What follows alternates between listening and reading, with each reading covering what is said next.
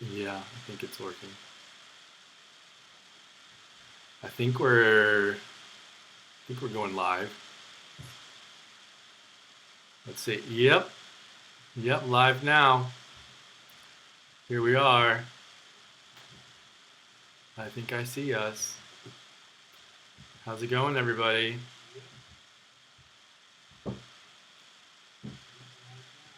Yep.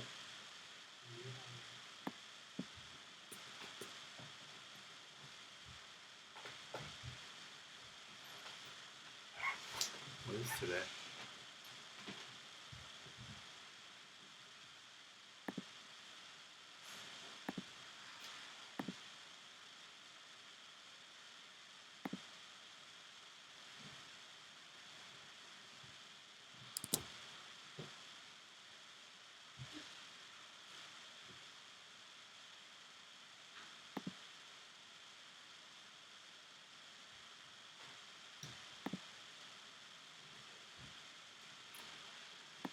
Seeing if we're successfully going live. Looks like we are. That's my concern right now. And I'm really excited for the festival. I'm really excited that that we're able to do this. I'm really excited that Experimental Sound Studio has been so on top of their game as far as making sure people are able to share what they're doing and just be so consistent. So I'm really excited for that. I'm really excited that Ears and Eyes artist Alex Massa had the idea to ask them if we could participate. And here we are, a month later. Maybe it's a bit more than a month later, but yeah.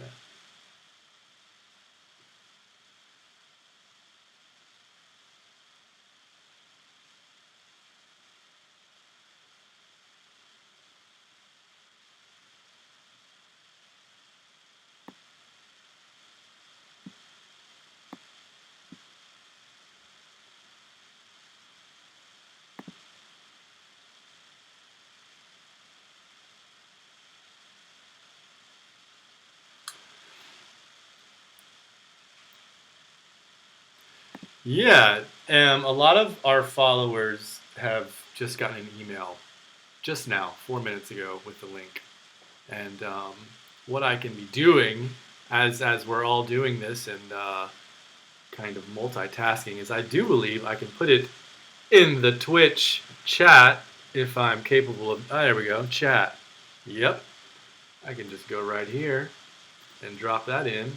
Boom. If you care to. Oh, snap. Nothing. We're good. We're good to go. We're good. We're good. We're good. So that's if you want. So if you want to join the nice.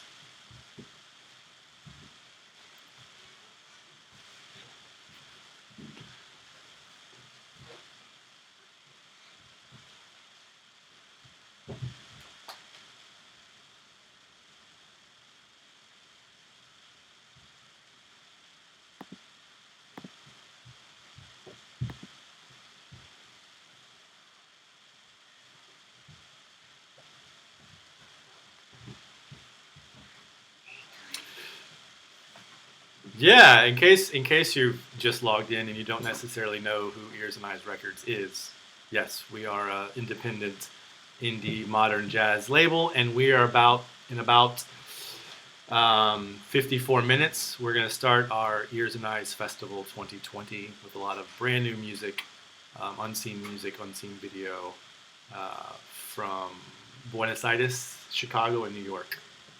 So yeah, we're good. I think we're good.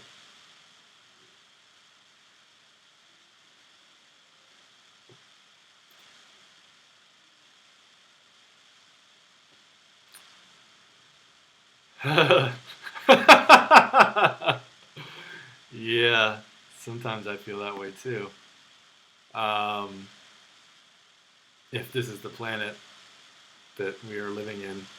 I grew up in North Carolina as a kid and went to college there, and then after that I lived in New Orleans for some years until Hurricane Katrina. Then I moved to Chicago and eventually was back and forth between Buenos Aires and the States, and now I've been living in Buenos Aires for this last 7 years.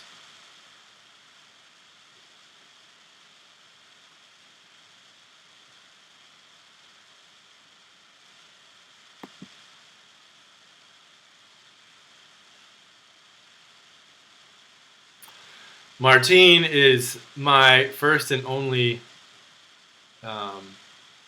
Ears and Eyes employee who helps with a lot with marketing, reaching out to people, and he's down here in Buenos Aires as well.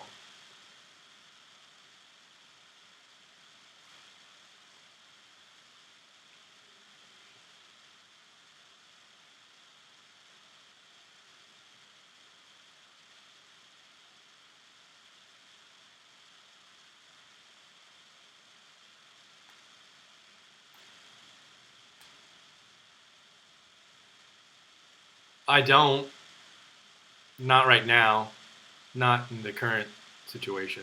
I don't miss it whatsoever, but I mean, I miss aspects, you know, I definitely miss a lot of things about the USA, but in an overall sentiment, I'm kind of just here hanging out, you know, just trying to put as much positivity into the universe and hang out with my kids and do musical things and share music and that sort of thing.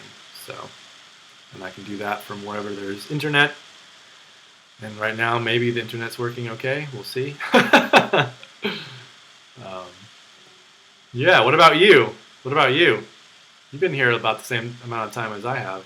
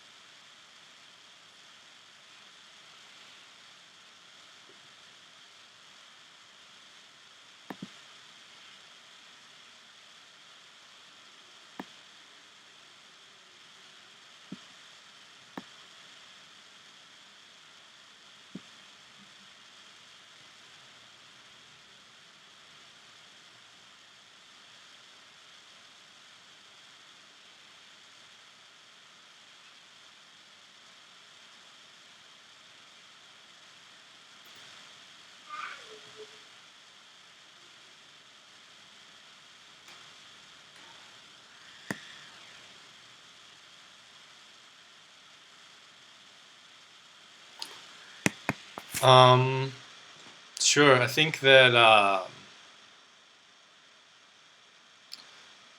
I think probably the reason why I kind of levitated towards jazz was mostly for the need to improvise and create something new, kind of constantly. Like for me, one of the main kind of factors of jazz is like pushing forward and trying to create something new within some, obviously within some sort of constraints or some sort of limitations. I mean, we can all do something new, you know, but within a certain amount of restrictions and constraints. But one of those restrictions and constraints being to push forward and create and do something new. And I think it's kind of coincidental that my path, or you know, my life ended up here. I think that had I been introduced to other friends or other influences as a young kid, I could probably just as easily be making movies or taking pictures for a semi-living now. It wasn't something that was I grew up with in the household. It wasn't something that was sort of around me as a kid. Um, jazz music, yeah. I mean, not until I was 12 or 13 and started playing bass. But even then, my first jazz experience was kind of playing in big bands in high school and just basically reading music and becoming a good reader of charts of bass lines that were provided for me. And not until I was maybe 15 did I start um, buying and being gifted records, and then started really kind of falling in love with the overall sound, but kind of mostly being in love with the idea of having to be creative constantly, or the idea of being able to play a standard, well, always playing the same tune differently each time, and being able to sometimes sort of put your current state of being or emotion into that version of that song, and it be not completely different, but quite different than how you played it yesterday. So that sort of idea of, wow, this is like an art form that really you kind of have to be on your game as far as, and also the collectiveness of it, being with people that you enjoy playing with and being around, and then having to do what I just explained with those people. It's a different type of bond and friendship. Um, that's, I mean, it's not exactly the same as what you might consider quote unquote a friendship, but um, it's a different type. Speaking of that, today we re-released a very important band that I had when I lived in New Orleans, QMR Plus. Very much influenced the way that I am now as an improviser. And Robin Boudreau, I see, is in the waiting room. Is he? And him and good friend Quin Kirchner, who's going to be playing later tonight, and vibraphonist Matthew McClyman. That group was very, very influential on how I play now. And there's Alex. Is Robin waiting? What's Robin doing? What's up, Alex? Nice. It's okay. Well, just to say that that's a release that happened today that you could go check out at ears&eyesrecords.com or ears&eyesrecords.bandcamp.com. And then welcoming to the stage, Alex Massa.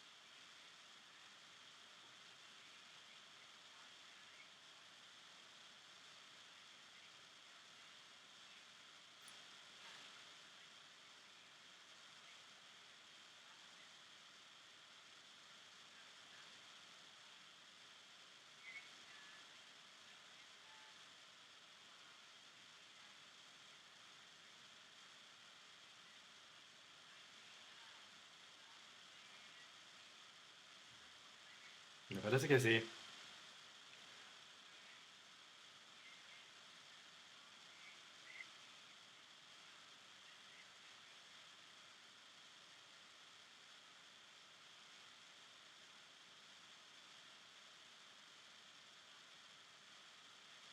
Nice. Sí, obvio. No pasa nada. What does Alex think about jazz? Ooh.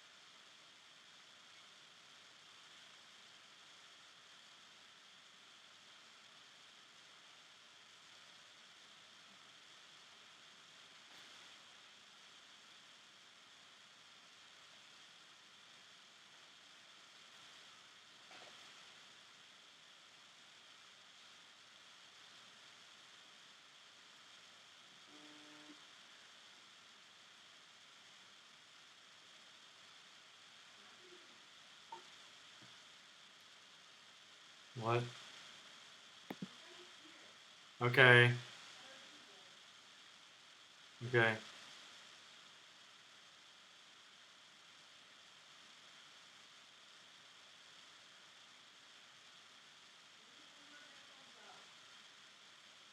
My headphones out? Why?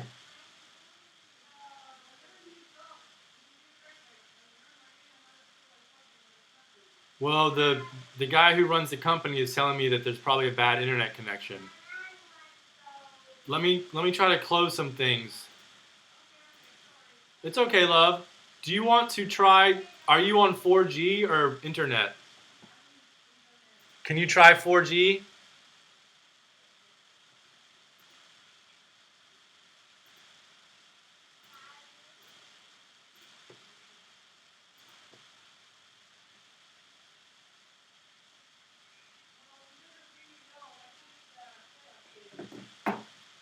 Cause why? Oh, you only hear me talk? Oh, snap.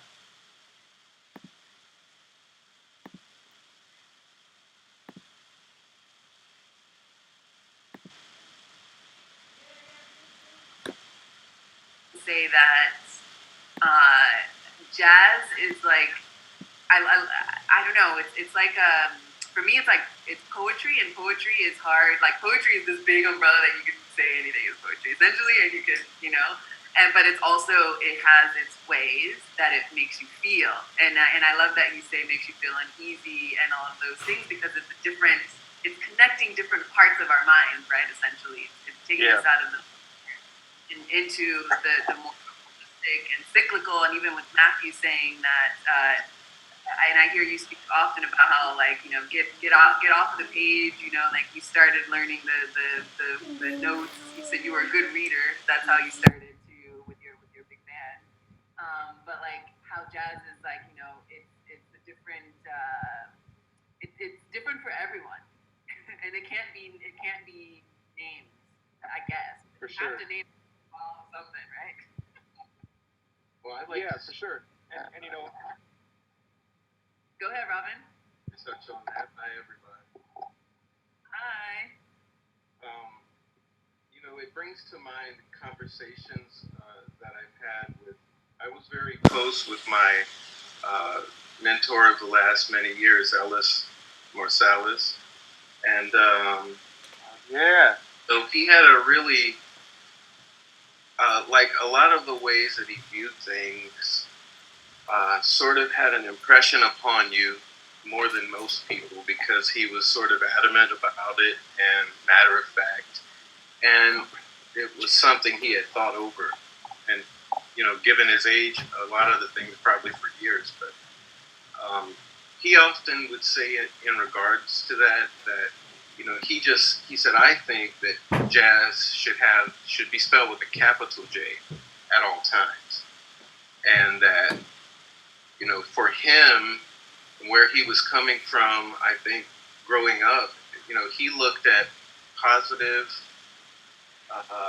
members of the community around him and at role models that went before, and so he sort of ennobilized the whole lineage of the people before him, and then I guess it sort of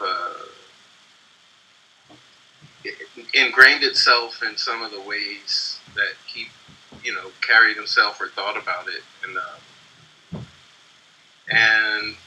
that particular, I think I feel some sympathy with him on a lot of levels, like musically, pianistically, and in some ways as a matter of fact educator who you want to open the door or window wide for the view, but at the same time,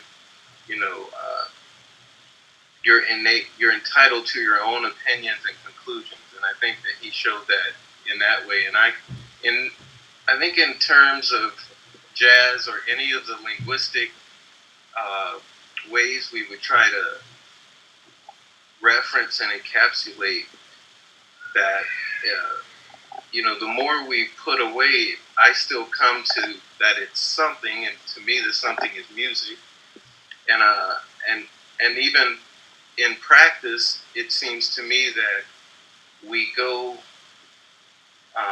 I go into a mode of thought where there's no separation between what that idea is and the idea of all the great musicians going back. When I think of them, I might be projecting and half projecting historical fact with my own projection, but I envision the great masters of music that are taught in the universities and the European lineages. Like they were almost all amazing performers and improvisers, going all the way back through written history. So today I look at that, where is that alive, and I see that in what we would call that noble jazz lineage, or what could be.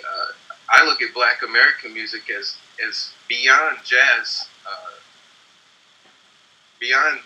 because Black American music is far-reaching for me, much further reaching than the concept of jazz type of stereotype. But that all of that, it sort of brings performance into a very immediacy, and I think that that's what led me into it eventually. I kind of stumbled gradually closer and closer to that path until I found that it was something that I was sort of coming to, which was like, I want to be able to make music in the immediacy, and so in relating to people at times, I don't mind using jazz if I am able to see it as a jazz with a capital J, and to say, okay, well, if you're interested in this, maybe I can help you in some ways, like maybe I can just help you in the way that I can, if that's what you're interested in. For me, the interest goes beyond it, but it's a way that I can relate to people. And there are a lot of people who are coming from so far away that coming towards it, it's sort of a way for them to develop their musicianship and artistry and self-concept and everything. and it's hard to talk about. As you know, music is very hard to talk about because it's so all-encompassing. That's why we play it. Yeah, let's not talk about it. Let's just play it. Well, we got to talk now because, we're in this another, crazy time of another crazy age to live. And to be honest, whatever jazz is, however you define jazz, I mean, there has to be a common denominator that even if the common denominator is like push forward, go deeper, like even if that is the common denominator, I want that to like be watered and like blossom right now, because like when I feel and when I see the power of whatever jazz is that we, let's find that common denominator, it sparks, emotional intelligence. I love speaking about emotional intelligence. I speak about it often at work, and just how improvisation, music in general, but improvisation, and connecting with sound essentially, and showing that through an instrument, whether that be your body and a physical instrument or both, you are working on yourself in a way that if you don't, then you're missing out, to be honest. And so it's not. I always go back to this beautiful study of like plants and how music and sound affected the plants and how they grew. So they had like different plants in controlled environments. They gave them the same amount of food, light, controlled environment. One plant was in a room without music. One plant was in a room with rock music and a speaker. Another plant was in the room with jazz. I don't know what kind of jazz, and a speaker. You can probably tell by the kind after the story. And then another one was placed with classical music and a speaker. And so they saw that over time, that the plant that grew with the rock music grew kind of away from the speaker. The one that was with the classical music grew toward the speaker, and with jazz, it grew kind of all over the place. So to see like the effect of frequency and vibration and music on, life, I'd love to hear some of you all speak about that, like how music has moved through you, or how you've seen it, move through other people, either you playing it or you being in an environment where, where you are either learning or sharing. I'd love to pass the mic to whoever wants to pick that up.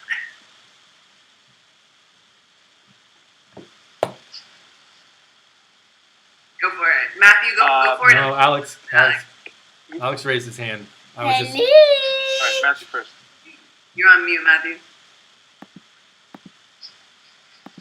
No, that's better, because Rufus, my son, is yelling. So Alex, take the mic. Okay, take the mic out. I'll just yell. I'll yell too. No, I think that's a super dope experiment. I've never heard of that one. That's so telling of what frequencies do. I've seen like music, its effect on water, like water dropped onto a speaker, those types of things. But I've never heard of that plant one, and that's intriguing because there are definitely great moments in rock history that we've all seen. Jimi Hendrix and Little Richard, the king of rock and roll, the founder of rock and roll, and the queen of rock and roll. But I think that like music, I guess, how does it move through me, and how has it moved through me? And it's been a constant evolution, and I resonate with that, with the jazz recording and having the plant kind of go like this. And I believe, I was just talking to my partner about this today, that we were talking about progress, and we were talking about love specifically, and that like in a relationship, or just with any kind of love and progress, it's not just a straight graph that keeps going up gradually. It's on, you take a sharp turn up and you go down, and there's no ending spot, and no one knows if it's going to end up or down. And it's the same way with my musical evolution. It's like one day I'm recording these videos for ESS with 3 other horn players in my back courtyard, playing, you know, nothingness, random improvisations and spontaneous compositions and ridiculous sounds. And then the next day, I'll be like, okay, you know what? I want to sit down and transcribe some Johnny Hodges playing B-flat blues. And it's like, okay. And some days I sit down and I'm like, you know what? I'm going to practice this Bach, this super easy Bach prelude. And I think that's, for me, how music comes out. And everyone works differently, and that's what makes it beautiful. But I think that's what drew me to the different scenes that I keep going into, and my ability to do different things relies on that ability to keep growing in different directions. And it's like these, I mean, I bet you the plant that grew towards the classical music speaker, I bet it was very beautiful and it was very traditional, and it was just like, wow, that is one great plant. And then I bet that rock plant, it was like kind of like prickly, but it was also just like it was like a plant. It was like that's a dope plant. It's doing its purpose. And the jazz plant, I mean, it's a jazz plant. It's gonna be funky. It's gonna be dank. It's gonna have some weird smells. It's gonna prick you. It's gonna turn its head and like smile at you with a creepy smile. You know, it's gonna be funky, and it's gonna be creepy, and it's gonna be lovely, and it's gonna be all of the human emotions. Not saying that any other style or genre can't be, however. Lovely. Okay, thank you for that. I appreciate that. Matthew, you want to chime in? No, all of this is great insight on these folks, and it's also great to say for anyone, just to remind people, for anyone who might just be kind of joining us, is that in about 25 minutes we're going to start a music festival, which will include a lot of this energy and this onda, this vibe, and just to kind of drop it for Alex, who is just speaking, because he won't, is that Alex has a couple records out on Ears and Eyes Records this year, and they're wonderful and they're very different. And Rufus, you cannot play drums right now. It's like, I don't play drums. No. And he has a wonderful LP dropping November 1st about the struggles and like the sort of not acknowledging how precious fresh water is here in the States, there in the States, and all over the world, and trying to bring attention to that BS, frankly. And it's a great record, Water Music. It's called Water Music. It's not up yet for it is up for pre-order. Yes, you can pre-order the vinyl copies of that right now, but only on ears&eyesrecords.com.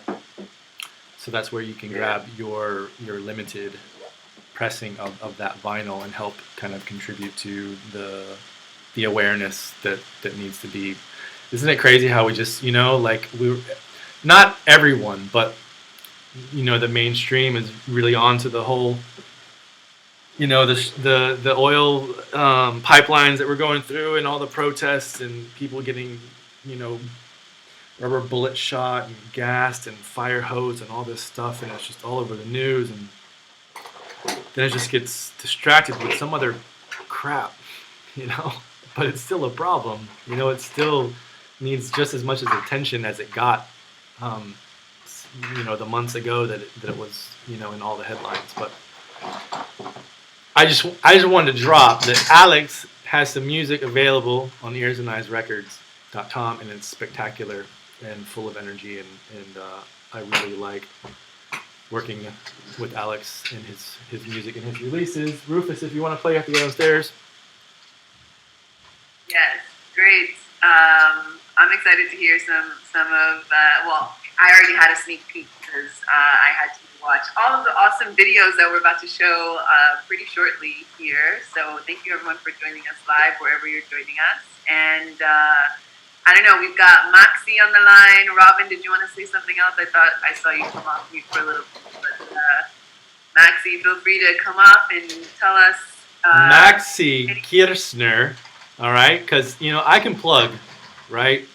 It's the label, right? I should plug. That's part of my job. It's the marketing, right? Maxi is a contrabassist here in Buenos Aires that I've liked and heard on many albums, some of my favorite albums down here in Buenos Aires. I didn't become aware of the scene here until the end of 2016 when I finally came across this label down here, Quin Music, and one of the guys who runs that, Juan Bachon. Ooh, look at that. I just had this ready, right? And that label and like the collective of, it's one of those incestuous scenes where it's 20, 25, 30 of the same people getting together and making, different, records and genres and subgenres of jazz music, and Maxi's on a bunch of those. Y ahora Maxi tiene un disco que vamos a lanzar que es solo contrabajo, ¿no? Y grabaste en un estudio acá, que para mí es uno de los más copados estudios en Buenos Aires, para mí, para muchos, ¿cierto?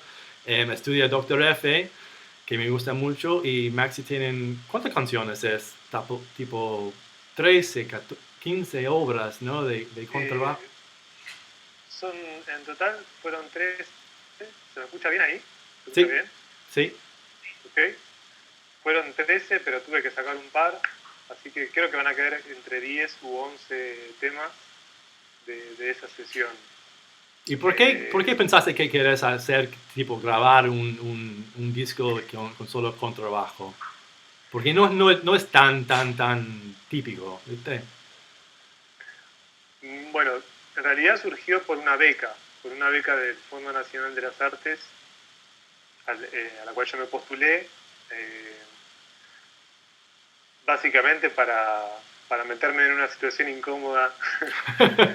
Claro, para crecer. Pero, sí, Bueno. pero de todas maneras la beca fue antes de la pandemia, antes de que se sepa de COVID.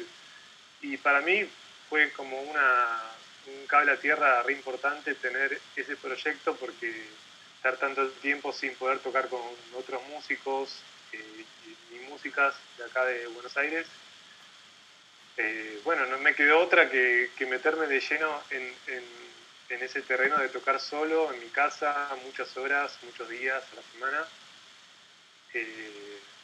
Así que todo se tornó en esa dirección: componer para el contrabajo solo, tocar la música solo, estudiar esa música. Estuve muchos meses solamente estudiando esa música que iba a grabar. ¿Y por qué? No sé, todavía me lo pregunto. Creo que, o sea, lo primero que me pasó fue de escuchar el disco de Larry Grenadier. Sí, hermoso. El año pasado, hermoso. de Gleaners. Lo escuché, creo que cuando salió, y dije, no sé, quiero intentar poder, obviamente no estar a la altura de lo que hace él, porque es increíble, pero bueno. me gustaba la idea de ponerme ese desafío de tocar solo y poder que funcione la música solo con mi instrumento, no depender de otros instrumentos. Y a la vez yo siempre mantuve un trío mío que era piano, contrabajo y batería, y formación, bueno, jazz, piano, trío, clásica.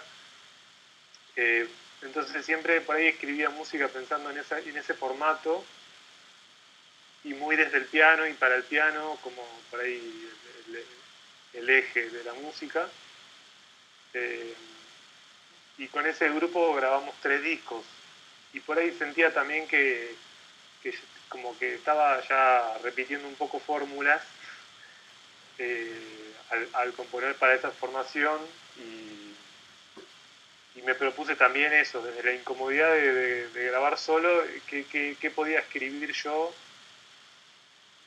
para el instrumento, o sea, escribir para el instrumento y también con el instrumento, o sea, está todo escrito a partir del contrabajo, ¿no? Casi que no usé el piano para escribir la música.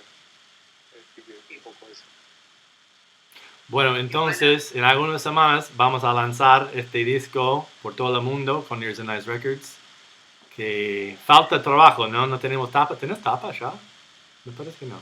Está en proceso. Ah, bueno. Creo que lo único que falta es definir el arte de tapa, pero ya en un par de semanas va a estar y así que ya estamos para lanzarlo y bueno, ya subí unos videos del proyecto a mi canal de YouTube, así que ¿Cuál es? videos de ¿Cuál es el nombre de tu canal de YouTube? Porque sí, los videos son Maximiliano buenísimos. Kirchner.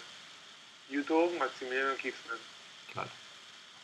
Ahí pueden buscar mi canal y ya hay 3 temas de la sesión. Y la sesión se filmó, así que va a estar en disco y también después que salga el disco voy a ir subiendo más videos al canal. Y también en el primer set del festival, en un ratito, Maxi va a tocar algunos temas solo, con trabajo y también con el pianista Ernesto Jodos, que lanzamos 2 discos de él hoy. Entonces sí, pronto vamos a ver videos que nadie los vi todavía. Bueno, sí, yo vi, y Mariela vi los videos, pero premieres. Estreno mundial. Yes. So Maxi, just to do like a quick translation summary, I'll try my best for those who are watching who might not have received all of your beautiful Spanish. So Matthew asked Maxi what inspired him to record an album just solo contrabass, and his response was that he received a scholarship a little before the world shut down.